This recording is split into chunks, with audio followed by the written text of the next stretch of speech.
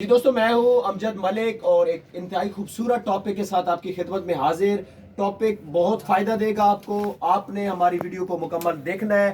आमर डोगर साहब के साथ आज हमारी मीटिंग, संडे का दिन, डोगर गोट फार्म पे। आमर भाई अस्सलाम वालेकुम। क्या हाल है? ठीक है, खैरियत से। आमर भाई, सबसे पहले अपना कॉन्टैक्ट नंबर दे जी। 0315 जी 466 4782। आज का हमारा टॉपिक कि जानवरों को मोशन लग जाए तो उसका इलाज, उसकी ट्रीटमेंट क्या है, और जो पुराने मोशन है उसमें हम क्या ट्रीटमेंट करेंगे कि हमारा जो एनिमल है वो बेहतर हो जाएगा। जी आमिर भाई। ਅਮਜਦ ਭਾਈ ਦੇਖੋ, ਮੋਸ਼ਨ ਜਾਨਵਰ ਨੂੰ ਦੋ ਤਿੰਨ ਤਰ੍ਹਾਂ ਦੇ ਲੱਗਦੇ ਨੇ। अच्छा। ਇੱਕ ਇਹ ਹੁੰਦਾ ਹੈ ਕਿ ਜੀ ਜਾਨਵਰ ਜਿਹੜਾ ਜੇ ਉਹ ਫੋਸੀ ਕਰਦਾ ਹੈ, ਨਾਰਮਲ ਚੀਜ਼ ਹੈ। ठीक है। ਇੱਕ ਹੁੰਦਾ ਹੈ ਜਾਨਵਰ ਨੂੰ ਵਾਹ ਲੱਗ ਜਾਂਦੀ ਹੈ। हम्म। ਇੱਕ ਇਹ ਹੁੰਦਾ ਹੈ ਕਿ ਜਾਨਵਰ ਵਾਹ ਦੇ ਵਿੱਚ ਖੂਨ ਆ ਜਾਂਦਾ ਹੈ, अच्छा। Diarrhoea type. ਇਹ ਤਿੰਨੇ ਚੀਜ਼ਾਂ ਦਾ ਅਲੱਗ-ਅਲੱਗ ਇਲਾਜ ਹੈ। ਜਿਹੜਾ ਤੇ ਸਿਰਫ ਸਿੰਪਲ ਜਿਹੜਾ ਹੈ ਨਾ, ਜਾਨਵਰ ਫੋਸੀ ਕਰਦਾ ਹੈ ਨਾ, ਉਹਦੇ ਤੇ ਤੁਸੀਂ ਇੱਕ ਦਿਨ ਵੰਡੇ ਦਾ ਨਾਗਾ ਕਰਦੇ ਹੋ, ਸਬਜ਼ ਚਾਰਾ ਖਾਂਦਾ ਰਹੇ, ਉਹ ਨਾਰਮਲ ਹੋ ਜਾਏਗਾ। ठीक है। ਆਸਾਨ ਆ। अच्छा। ਜਿਹੜਾ ਜਾਨਵਰ ਮੋਸ਼ਨ, ਜਿਹਨੂੰ ਪਾਣੀ ਦੀ ਤਰ੍ਹਾਂ ਮੋਸ਼ਨ ਲੱਗ ਜਾਂਦੇ ਨੇ, ਤੁਸੀਂ ਸਭ ਤੋਂ ਪਹਿਲੇ ਇਹ ਦੇਖਣਾ ਹੈ ਕਿ ਤੁਹਾਡੇ ਜਾਨਵਰ ਨੂੰ ਮੋਸ਼ਨ ਲੱਗੇ ਕਿਉਂ ਨੇ। ਅਗਰ ਖੁਰਾਕ ਦੀ ਜ਼ਿਆਦਤੀ ਤੋਂ ਲੱਗੇ ਨੇ ਤੇ ਤੁਸੀਂ ਉਸ ਜਾਨਵਰ ਨੂੰ ਕੀ ਕਰਨਾ ਹੈ, ਉਹਦੇ ਤੁਸੀਂ ਵੰਡ ਬੰਦ ਕਰ ਦੇਣੀ, ਸਿਰਫ ਉਹਨੂੰ ਸਬਜ਼ ਚਾਰਾ। ਉਹਦੇ ਵਿੱਚ ਤੁਸੀਂ ਕੀ ਕਰਨਾ ਜੇ, ਜਾਨਵਰ ਦੀ ਏਜ ਦੇ ਮੁਤਾਬਿਕ ਮੈਂ ਤੁਹਾਨੂੰ ਨੁਕਸਾ ਦੱਸਣ ਲੱਗਾ ਵਾਂ। 4 ਦਿਨ ਜਾਨਵਰ, ठीक है। 4 ਗੋਲੀਆਂ ਇੰਟੌਕਸ ਦੀਆਂ, ठीक है। 4 ਗੋਲੀਆਂ ਉਹਦੀਆਂ ਫਲੈਜਲ ਦੀਆਂ। ठीक है। ਅੱਛੇ ਤਰੀਕੇ ਨਾਲ ਕੁੱਟ ਲੈਣੀਆਂ ਨੇ। ठीक है। ਕੁੱਟ ਕੇ ਥੋੜੇ ਕੇ ਪਾਣੀ ਵਿੱਚ ਮਿਕਸ ਕਰਕੇ ਤੁਸੀਂ ਆਪਣੇ ਜਾਨਵਰ ਨੂੰ ਪਿਆ ਦੇਣੀ ਹੈ। 4 दंद जानवर। 4 ਦਿਨ ਜਾਨਵਰ जी ठीक है। ਏਜ ਦੇ ਮੁਤਾਬਿਕ ਉੱਪਰ ਨੀਚੇ ਮਤਲਬ ਹੋ ਤੁਸੀਂ ਕਰ 6 ਦੰਦ ਨੂੰ ਤੁਸੀਂ ਇਹੀ ਚੀਜ਼ ਅਪਲਾਈ ਕਰ ਸਕਦੇ ਹੋ। ठीक है। 8 ਦੰਦ ਨੂੰ ਵੀ ਕਰ ਸਕਦੇ ਹੋ, ਲੇਕਿਨ ਅਗਰ ਛੋਟਾ ਜਾਨਵਰ ਹੈ ਨਾ, ਉਹਦੇ ਉੱਪਰ ਨੀਚੇ ਤੁਸੀਂ ਜ਼ਰਾ ਕਰ ਸਕਦਾ। जी बिल्कुल ठीक ਮੈਂ ਦੁਬਾਰਾ ਫਿਰ ਰਿਪੀਟ ਕਰ ਦੇਣਾ, 4 ਗੋਲੀ ਇੰਟੌਕਸ, 4 ਗੋਲੀਆਂ ਫਲੈਜਰ ਦੀਆਂ। ਲੇਕਿਨ ਇਹਦੇ 'ਚ ਮੇਨ ਇੱਕ ਚੀਜ਼, ਤੁਸੀਂ ਜਾਨਵਰ ਨੂੰ ਪਿਆ ਦਿੱਤਾ, ਸਭ ਤੋਂ ਜਿਹੜੀ ਮੇਨ ਚੀਜ਼ ਹੈ, ਤੁਸੀਂ ਜਾਨਵਰ ਦਾ ਪਾਣੀ ਨਹੀਂ ਖਤਮ ਹੋਣ ਦੇਣਾ। ठीक है।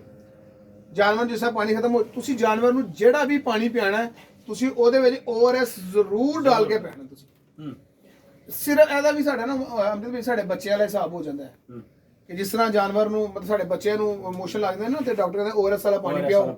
ਉਹ ਪੈਡੀ ਕੇਅਰ ਕੇ ਪਤਾ ਨਹੀਂ ਕੀ ਉਹ ਤਮਾਸ਼ੇ ਜੇ ਨਿਕਲੇ ਨੇ ਅੱਜ ਕੱਲ, ਤੁਸੀਂ ਉਹ ਪਿਆਓ। ਲੇਕਿਨ ਅਸੀਂ ORS ਵਾਲਾ ਪਾਣੀ ਆਪਣੇ ਜਾਨਵਰ ਨੂੰ ਜਦੋਂ ਵੀ ਪਿਆਣਾ, ORS ਵਾਲਾ ਪਾਣੀ ਪਿਆਣਾ ਹੈ। ठीक है। ਇਹ ਨੁਕਸਾ ਤੁਸੀਂ ਜਦੋਂ ਦੇਖਿਆ ਤੁਹਾਡਾ ਜਾਨਵਰ ਹਾਰਡ ਮੰਗਣਾ ਤੇ ਆ ਗਿਆ ਨਾ, ਫਿਰ ਤੁਸੀਂ ਇਹ 2 ਦਿਨ ਵੀ ਲੱਗ ਸਕਦੇ ਨੇ, 1 ਦਿਨ ਵੀ ਲੱਗ ਸਕਦਾ। ठीक है। ਹਾਰਡ ਮੰਗਣਾ ਤੇ ਜਦੋਂ ਆ ਗਿਆ, ORS ਵਾਲਾ ਪਾਣੀ ਤੁਸੀਂ ਕਮ ਸੇ ਕਮ ਜਾਨਵਰ ਨੂੰ 3-4 ਦਿਨ ਜ਼ਰੂਰ ਤੁਸੀਂ ਪਿਆਣਾ ਹੈ। ਮੈਡੀਸਿਨ ਤੁਸੀਂ ਫਿਰ ਬੰਦ ਕਰ ਦੇਣੀ। ठीक है। ਇਨਸ਼ਾਅੱਲਾ ਤਾਲਾ ਤੁਹਾਡਾ ਜਾਨਵਰ ਸੈੱਟ ਹੋ ਜਾਏ। ਅਗਰ ਤੁਹਾਡੇ ਜਾਨਵਰ ਨੂੰ ਡਾਇਰੀਆ ਹੋ ਗਿਆ, ਤੁਹਾਡਾ ਜਾਨਵਰ ਮਤਲਬ ਵਾਹ ਕਰਦਾ ਪਿਆ, ਨਾਲ ਬਲੱਡ ਆ ਰਿਹਾ, ਸਭ ਤੋਂ ਪਹਿਲੇ ਅਮਜਦ ਭਾਈ ਤੁਸੀਂ ਜਾਨਵਰ ਨੂੰ ਨਾ ਐਂਟੀਬਾਇਓਟਿਕ ਯੂਜ਼ ਕਰਨਾ ਹੈ। अच्छा। ਜਾਨਵਰ ਦੇ ਵਜ਼ਨ ਦੇ ਮੁਤਾਬਿਕ ਟੈਲੋਪਿਨ। अच्छा। ਠੀਕ ਹੈ। ਫਿਰ ਵੈਟਰਨਰੀ ਮੈਡੀਕਲ ਸਟੋਰ ਤੋਂ ਤੁਹਾਨੂੰ ਮੈਡੀਸਿਨ ਮਿਲੇਗੀ ਕਿਉਰੈਸ ਦੇ ਨਾਮ ਤੋਂ। क्यूरस। अच्छा। ਠੀਕ ਹੈ। ਇਹਦੇ ਤੇ ਵੀ ਲਿਖਿਆ ਹੈ ਕਿ ਕਿਹੜੇ ਜਾਨਵਰ ਨੂੰ ਤੁਸੀਂ ਕਿੰਨੀ ਮਿਕਦਾਰ ਦੇ ਵਿੱਚ ਤੁਸੀਂ ਦੇਣਾ ਹੈ, ਯਾਨੀ ਉਹਦੇ weight ਦੇ ਮੁਤਾਬਕ। ठीक है। ਇਹ ਤੁਸੀਂ ਜਾਨਵਰ ਨੂੰ ਇਹ ਦੇਣਾ।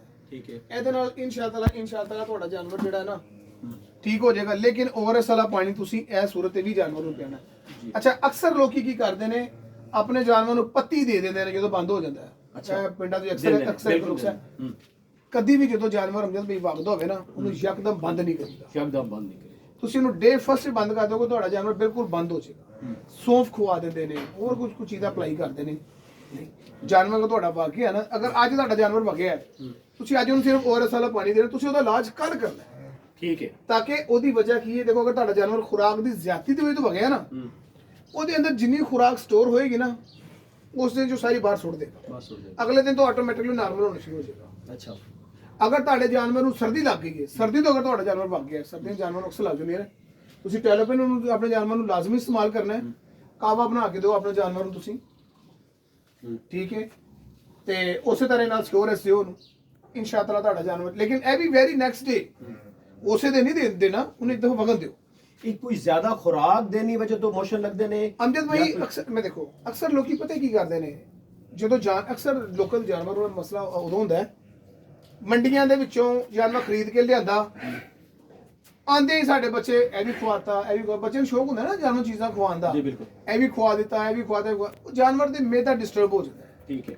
ਜਦੋਂ ਜਾਨਵਰ ਦਾ ਮੇਦਾ ਡਿਸਟਰਬ ਹੁੰਦਾ, ਉਹ ਗਾਲੀ ਛੱਡਦੇ ਤਾਂ ਗਾਲੀ ਛੱਡਦਾ ਹੈ, ਉਹ ਖੁਰਾਕ ਹਜ਼ਮ ਤੇ ਹੋ ਨਹੀਂ ਰਹੀ, ਕਿਤੋਂ ਨਾ ਕਿਤੋਂ ਬਾਹਰ ਤੇ ਆਣੀ ਹੈ ਨਾ, ਫਿਰ समझ। ਉਹ ਫਿਰ ਉਹਨੂੰ ਮੁਸ਼ਕਿਲ ਲੱਗ ਜਾਂਦਾ। अच्छा।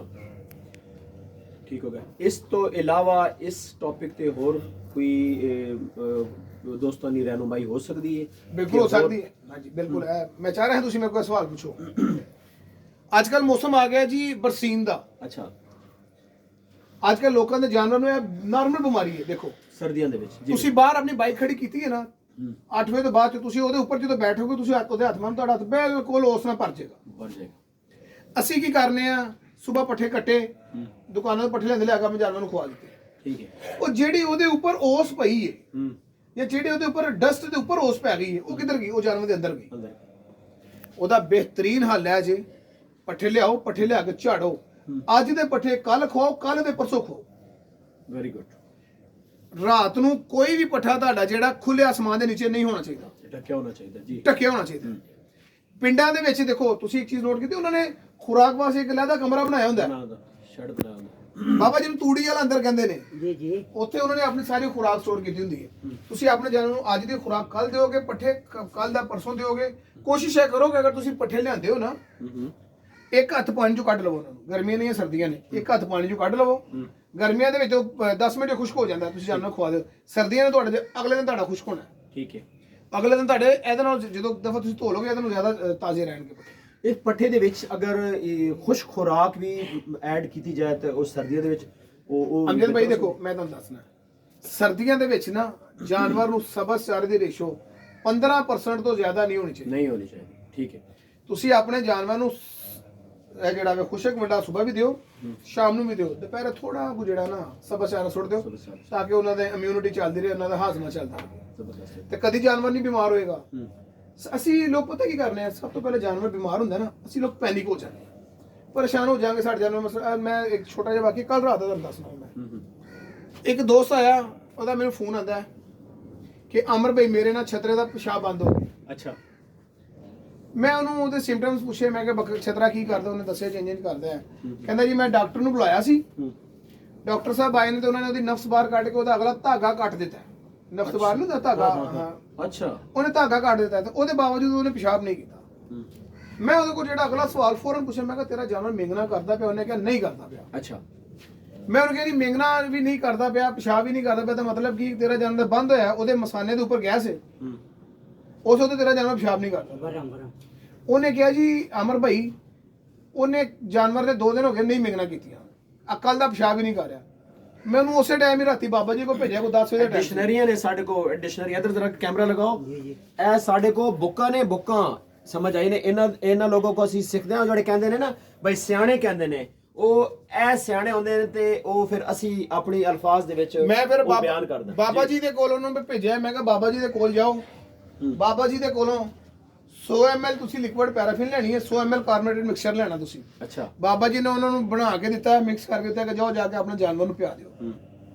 ਇਹ ਬਲੀਵ ਕਰੋ, ਜੋ ਤੁਸੀਂ ਆਏ ਹੋ ਨਾ, ਥੋੜੀ ਦੇਰ ਪਹਿਲਾਂ ਮੈਨੂੰ ਉਸ ਬੰਦੇ ਦਾ ਫੋਨ ਆਇਆ, ਕਹਿੰਦਾ ਅਮਰ ਵੀ ਛਤਰਾ ਉੱਠਿਆ ਤੇ ਛਤਰੇ ਨੇ 2 ਦਫਾ ਪਿਸ਼ਾਬ ਕੀਤਾ। ਕੀ ਬਾਤ, ਜ਼ਬਰਦਸਤ। ਯਾਨੀ ਕਿ ਡਾਕਟਰ ਨੇ ਉਹਦਾ ਮਰਜ਼ੀ ਨਹੀਂ ਫੜਿਆ। ਸਰ ਉਹ ਤਾਂ ਨੀਮ ਹਕੀਮ ਖਤਰਾ ਜਾਨ ਜੀ। ਉਹ ਜਿਹੜਾ ਅੱਜ ਕੱਲ੍ਹ ਡਾਕਟਰੀ ਵਾਲਾ ਸਿਸਟਮ ਹੈ ਤਾਂ 4-5 ਹਜ਼ਾਰ ਰੁਪਏ ਦਾ ਨੁਸਖਾ ਬਣ ਜਾਂਦਾ ਤੁਹਾਡਾ। ਇਹ ਜਿਹੜੀ ਸਾਡੀ ਵੀਡੀਓਜ਼ ਨੇ, ਸਾਡੇ ਐਕਸਪਰਟ ਨੇ, ਇਹਨਾਂ ਦੇ ਕੰਟੈਕਟ ਤੇ ਤੁਸੀਂ ਰਾਬਤਾ ਕਰੋ, ਜਿਹੜਾ ਇਹਨਾਂ ਦੇ ਟਾਈਮ ਦਿੱਤਾ ਹੁੰਦਾ। ਇਹ ਨਹੀਂ ਕਿ ਰਾਤੀ ਤੁਸੀਂ 2:30 ਵਜੇ ਤੇ 3 ਵਜੇ ਕਾਲ ਕਰ ਦਿਓ ਤੁਸੀਂ ਜੀ। ਉਹ 5000 ਬਾਬਾ ਜੀ ਲੈ ਜਾਂਦੇ। 5000 ਰੁਪਏ ਲੈ ਗਿਆ ਜੀ। ਹਾਂ ਅੱਛਾ, ਲੈ ਗਿਆ। ਬਿਲਕੁਲ ਉਹਦੇ ਕੋਲ 5000 ਰੁਪਏ ਲੈ ਗਿਆ, ਮੈਂ ਉਹਨੂੰ ਫੀਸ ਵੀ ਲੈ ਦਵਾਈ ਦਿੱਤੀ। ਬਿਲਕੁਲ। ਤੇ ਸਾਡੀ ਵੀਡੀਓ ਨੂੰ ਸਿਰਫ ਤੁਸੀਂ 10 ਮਿੰਟ ਦੀ ਵੀਡੀਓ ਵੇਖਣੀ ਹੁੰਦੀ, ਉਹ ਤੁਹਾਡੇ ਵਾਸਤੇ ਬੜਾ ਮੁਸ਼ਕਿਲ ਬਣ ਜਾਂਦਾ। ਅਮਜਦ ਭਾਈ ਦੇ ਚੈਨਲ ਦੇ ਤੋਸਲ ਦੇ ਨਾਲ ਅਸੀਂ ਕੰਮ ਸਟਾਰਟ ਕਰਨ ਲੱਗੇ ਹਾਂ, ਲੇਕਿਨ ਅਸੀਂ ਕੰਮ ਕਰਾਂਗੇ ਨੈਕਸਟ ਵੀਕ ਤੋਂ ਸਟਾਰਟ। ਠੀਕ ਹੈ।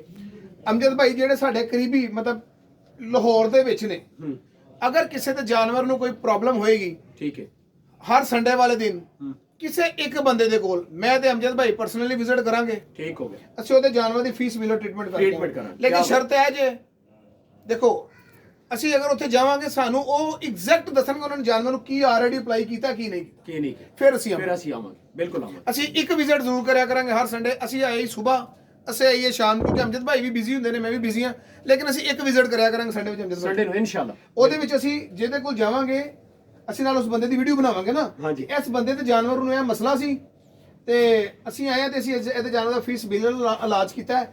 ਅੱਲਾਹ ਤਾਲਾ ਉਹਦੇ ਜਾਨਵਰ ਨੂੰ ਸ਼ਿਫਾ ਦੇ ਦਿੱਤੀ। ਬਿਲਕੁਲ ਇਨਸ਼ਾਅੱਲਾ। ਕਿਉਂਕਿ ਜੀ ਸਾਡੀਆਂ ਨੀਤਾਂ, ਸਾਡੇ ਇਰਾਦੇ ਬਿਲਕੁਲ ਠੀਕ ਨੇ। ਵੀਡੀਓ ਦਾ ਇਖਤਤਾਮ ਕਰਦੇ ਹਾਂ। ਨੈਕਸਟ ਵੀਡੀਓ ਦੇ ਵਿੱਚ ਅਸੀਂ ਬੜਾ ਅਹਿਮ ਟੌਪਿਕ ਲੈ ਕੇ ਆਉਣ ਲੱਗੇ ਹਾਂ ਤੇ ਵੀਡੀਓ ਦਾ ਇਖਤਤਾਮ ਰੱਬ ਸੁਣਨ ਦੇ ਹਵਾਲੇ ਜੀ। अस्सलाम वालेकुम।